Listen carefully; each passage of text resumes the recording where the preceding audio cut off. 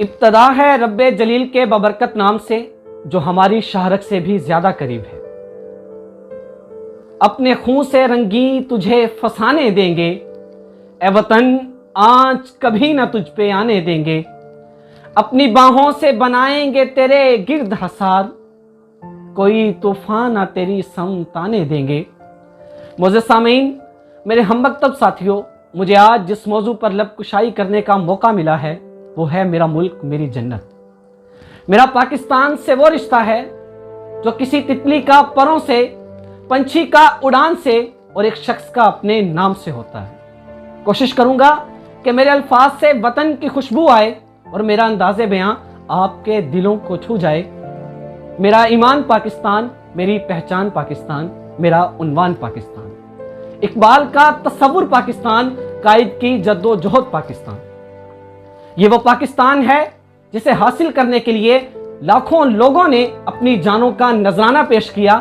عظیم ماؤں کی آنکھوں کے سامنے ان کے لختے جگر کو موت کے گھاٹ اتار دیا گیا، خون کی ندیاں بہی، پھر جا کر ہمیں یہ وطن حاصل ہوا۔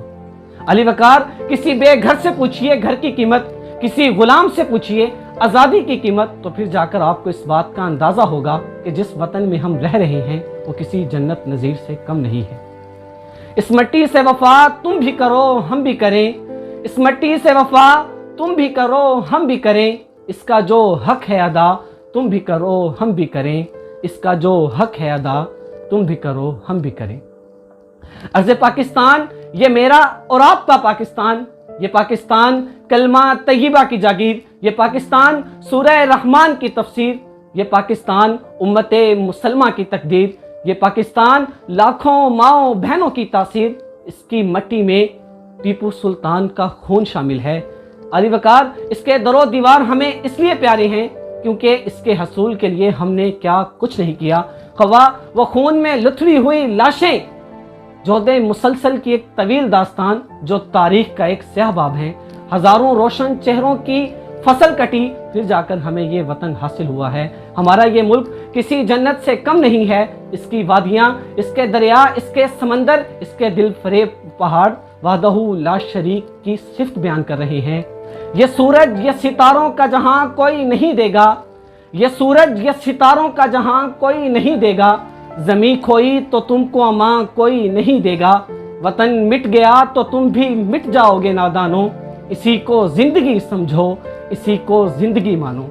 علی وقار، بڑے افسوس سے یہ کہنا پڑ رہا ہے کہ آہوں اور سسکیوں میں ڈوبا ہوا یہ میرا وطن جو کبھی زندہ اقدار کا وارث تھا، جسے باشعوروں نے غریب کے لیے سوچا، مفلس کے لیے پرکھا اور مجبور کے لیے بنا ڈالا۔